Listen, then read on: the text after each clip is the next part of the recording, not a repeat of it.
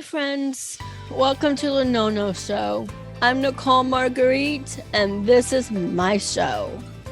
I will have conversations with special guests each month that I hope will spark a love revolution. Let's talk all about things we aren't supposed to talk about.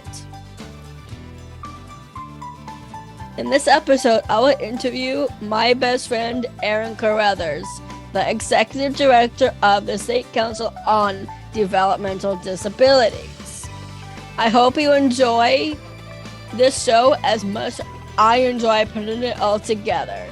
Let's get the show on the road.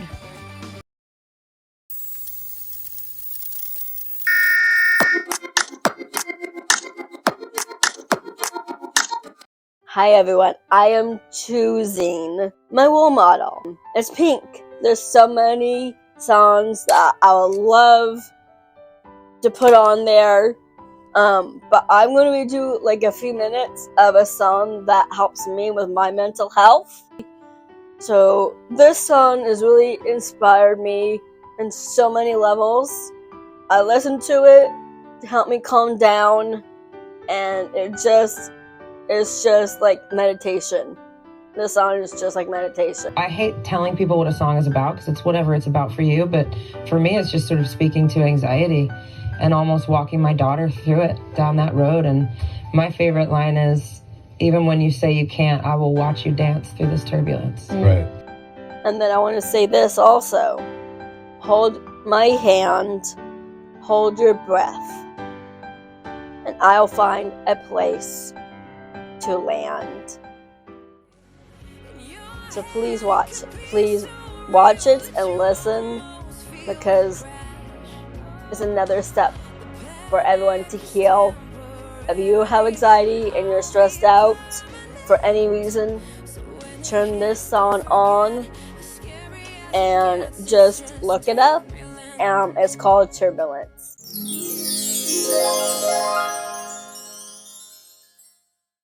Hi, Erin. Hi, Nicole. Welcome to the No No Show. This is one of my best friends. We have so much we can talk about together. So can you introduce yourself? Yeah, Nicole, first of all, thank you so much for having me here today on the No No Show. I am so excited for the show and for your vision, your mission for it. The Love Revolution just is who you are. And it's pretty important to point out that sometimes the biggest revolution that can happen is just simply to love. So thank you for bringing that forward into your vision, your view into the show and having me part of it. I'm Erin Carruthers. I'm the Executive Director of California's State Council on Developmental Disabilities. And Nicole, you're one of our council members. Yep. Yes, I am. Appointed by the governor. Yeah. Here to represent the many, many people who need representation, people with developmental disabilities who would love to be at the table that you're at. When you're at that table, there's another 100,000 people or so behind you who need the representation that you're there providing. So thank you for everything that you do. So I have some questions. I like this first question specifically is like, do you feel like the work that you're doing in the SCDD is making a difference in the lives of Californians with developmental disabilities? It's a great question, because when it comes down to it, that's the question I should wake up with and go to bed with. How do I make a difference today? And did I make a difference today? But for the work of the State Council, you're one of the council members. I'd love for us to both answer this question. What are your thoughts? Do you think the State Council makes a difference in the lives of people with developmental disabilities in California? I feel like it's the most rewarding platform to have. A lot of people can't be like me, first and foremost. Being an advocate, like the mission that we have for the State Council is advocating this number one. They're not advocating for themselves with their own independent lives, and they like the Wiggler system, and they don't know about self-determination or their freedom. Yeah, I agree with you. I think our work makes a difference each and every day. And we know it, we live it, we have the stories. But for those who may be new to it, there's two main pieces I think are really important about our impact.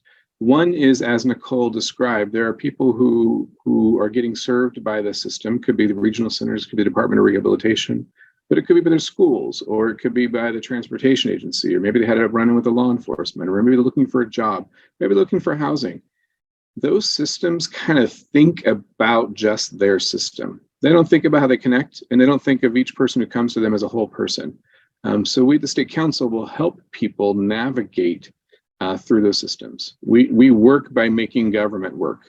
So that's how we have impact. The other impact is that we change those systems to make them work for everybody. So if there really is a barrier that's in the way that keeps people from living the life in the community they want, we'll go try to change that. If it's a law or a policy, funding, and we'll advocate to make that happen. So we don't deliver something specific other than to work for people with developmental disabilities and their family members. That's what we do. One of the things I think is really important and profound about the work that we do, when you come into the space at SC, the State Council on Developmental Disabilities, it's one of the most equal, egalitarian spaces I've ever worked in. I think in disability advocacy, oftentimes there's an imbalance. There's a feeling of paternalism. There's a feeling of tokenism. There's something that's just a little bit off. But when you come to a State Council meeting, the table is set for everyone, and everybody is there equally and belonging at the table. Oh, wow. And our work matters. I think we impacted 5 million people last year. So person by person, need by need, adds up to big impact. I love that. If you're talking about like bills and things like that, there's another question about a bill that people don't really know about as much. So can you tell me about AB 1147 and what's an important takeaway from that bill, and what is the impact of that bill on the disability community? And then maybe also, when you're done with that question, can you also tell us any more bills or anything that you want to say about bills that you're supporting or advocating for, not just this bill specifically? Yeah, I can talk about the council's number one priority right now is to get the state of California to create an employment first office for the state. So the community has been telling us for every 5 years, we ask the community, what do you want us to work on? In 2011 it used to be people just said, make sure we don't lose our benefits. But in 2011, we saw that change, and people with developmental disabilities, their number one answer was employment. And in 2016, we asked again, and the answer was still employment. In 2021, we asked again, and the answer was employment, housing, education. It was a sort of like, we saw this shift in answers from just help me keep my benefits to help me clear the way so I can have a full experience of life in this world. And so with the focus on employment, the council's main focus right now is to get people out of sheltered workshops. Nobody should be paid less than minimum wage, let alone $2 an hour for their work. And it shouldn't be legal, and people shouldn't, people running them should not be profiting off of exploiting people with developmental disabilities. Close those down and get everybody who wants to work into competitive integrated employment, which means real work, real pay, in real places. That's the council's number one priority, and really excited for and optimistic about what can happen from that. But you asked about a different bill, which was 1147, and that is a big, ambitious piece of legislation that is trying to look at the many different needs within the developmental disability system specifically and address a number of them. So services that come through regional centers, that's a lot of energy, focus, attention goes there, and it should, because it's a $12-13 billion system of the coming through the Department of Developmental Services and through the 21 local regional centers, and then people hire the regional center vendors to provide the services. But in doing that, there's different layers of needs. How do you make sure people are just generally having good experiences at regional centers? How do we make sure regional centers aren't unintentionally or intentionally creating and propagating racial and ethnic disparities in who gets services and how much services they get? How do you make sure there's just good oversight overall of the regional center and the services that are being provided? How do you make sure those governing boards are strong? And how do you improve service coordination within a regional center? How do you make sure it's easy to get vendorized? I mean, there's just how do you make sure the technology is modernized and giving us the information we need? So there's a number of different needs, global needs within regional centers to really bring the regional centers up to serving people well. I think 1147 takes an ambitious approach at trying to solve a number of these problems. It also builds off of a report that the Little Hoover Commission released in April, which highlights a number of these recommendations. So I know we have the CDC and everything about COVID, but how do you feel about going back in person in the state for our meetings again? And how do you feel about COVID in general and like the cleanliness and being back, not just that connection of people, but how do you really truly feel deep down in your heart about coming back with a lot of people getting COVID and people are not being comfortable about being back in person? Have you been in complete isolation since COVID, or have you traveled a bit? Been to the store, been to I saw you were like you were in Florida or Spain? Wait. I was in Florida for my birthday this year. So you've traveled. Yes. I think it's a matter of exposure.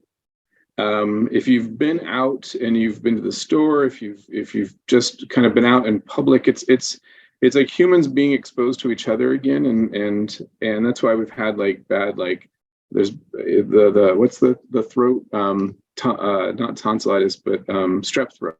Yeah. Like had a resurgence of that. Like it's this interesting thing where humans all like went and isolated and germs didn't get around, and then as we're coming back out, germs are kind of going back around again, and there's some of the common germs, but I think it's a matter of travel and exposure, and that increases your comfort. So for me, I've been traveling, I've had exposure, so I'm pretty comfortable seeing everybody. Doesn't mean that's everybody else is, but if you're asking just for me, that's my comfort. What about for you?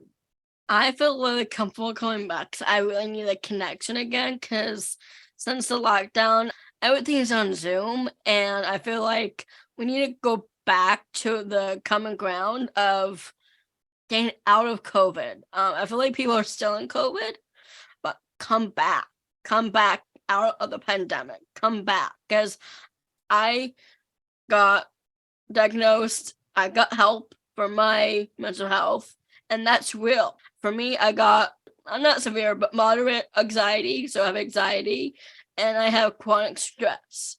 And I do overthink a lot. I'm reading a book about it right now, about overthinking, and I want to stop overthinking things. And also, like, I'm tired of my negative thoughts always coming into my head, and I want to retrain my brain and only be positive, and that's really hard for me. But I'm doing my best, and I'm being strong every day. So that's how I feel about the pandemic in general. Is like we need to get out of our heads, and take charge of your mental health. Cope with it. There's ways you can cope with mental health and through the pandemic, and we need to come back into our society. Don't worry about getting COVID. We are going to get COVID no matter what. And I got COVID myself last year. I was grateful to get COVID on a cruise ship. I was in Hawaii. But I had my mom to help me with everything that I needed. I pushed through. I still ate. I stayed hydrated. I did what I had to do for my body. Yeah, the pandemic was one wave of virus and illness, but it left behind another pandemic of loneliness and of disconnection, and that's what we got to come out of, because that loneliness epidemic that we're all experiencing can have more lasting and more damaging effects than COVID did. Yeah. So we're going to see each other in July then. That's good. Yeah. And I'm looking forward to it. Yeah, that's another question about my birthday. I was in Florida for my birthday, and I kind of want to talk about Florida a little bit and what they're doing with their laws there. So how do you feel personally about the Don't Say Gay bill in Florida and the hatred towards the gay community, and especially transgender rights and murders and drag queens and what they are dealing with? Yeah, and let's also add Black people, brown people, Yes. People of color, Yes. It's a whole hate party in So Florida. how do you feel about Florida in general and all those bills passing over there? Well, I've got a meeting that I have to attend in Florida for work, and in July. And while I'm there, I'm gonna. I already bought some of the Pride clothes from Target. So I'm gonna wear some Target Pride clothes. I'm gonna give every signal, every information, I'm just gonna be there, be proud, be loud. And if I have to go there, I'm gonna go loudly. I love that. So I'm going to do some rapid fire questions with you. Is that Okay, okay? I got rapid fire answers. If you aren't doing the career that you have now, what other career would you do? The question made me sad. I was like, if I'm not doing the career that I have now, then how would you and I be working together?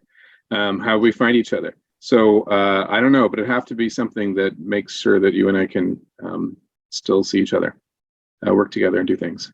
What is the best advice someone has given you? Grandma Duck said, time tells all. If you just give it enough time, you'll know the answers. And 3, who has influenced your life? Everybody I come in contact with, I approach the interaction as someone has something. There's something I can learn from everybody I meet. So everybody I come in contact with.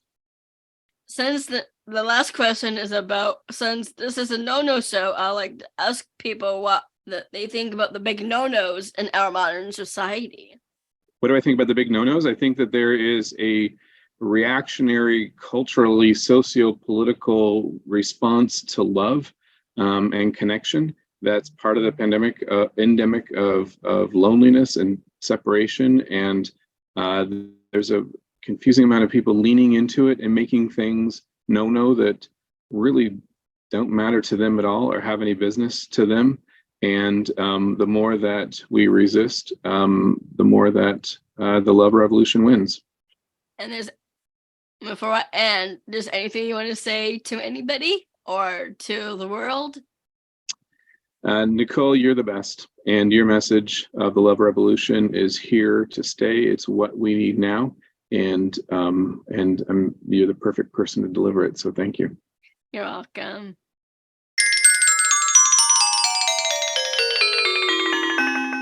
The person that made me who I am today.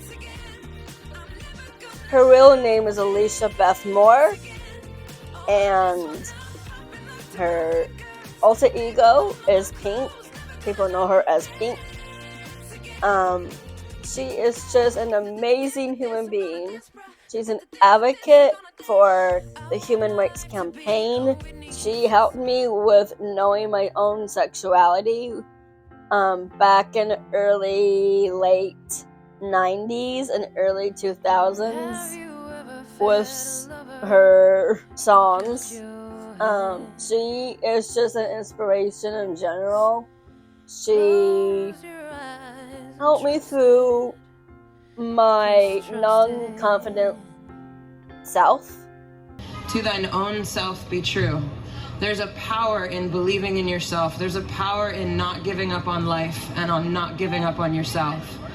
And there's a power in making a decision that while you may not be the best that ever did it, you may not be the prettiest or the tallest or the funniest or the most talented or whatever it is you tell yourself that you're not, if you're stubborn and you don't give up and you work really hard, no one else can ever be you.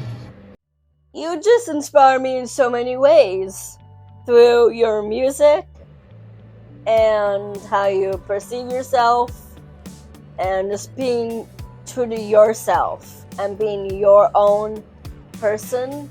Thank you for advocating with me, with minority groups, and in general around the world.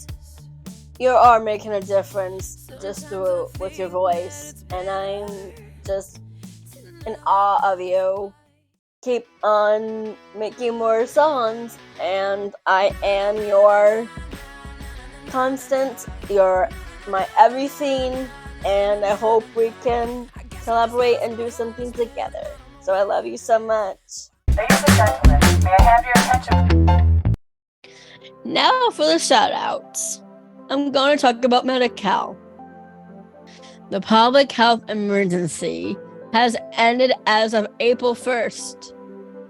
All people who receive Medi-Cal benefits, California's version of Medicaid, will need to be complete the annual renewal process. Again, just like before the pandemic, millions of people risk losing the Medi-Cal coverage if they don't go through the renewal process. Learn more about renewing your coverage at keepmedicalcoverage.org or call Medi-Cal member helpline 800-541-5555.